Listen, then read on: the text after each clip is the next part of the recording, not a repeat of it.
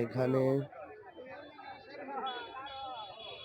যে যার নিয়তে যেতে চান আল্লাহর রহমতে সেটাই পূরণ হয়।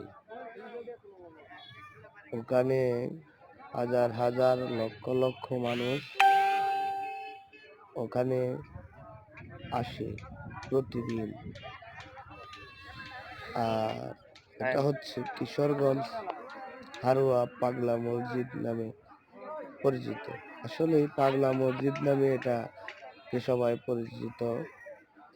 এখানে যাবেন, যে দেখবেন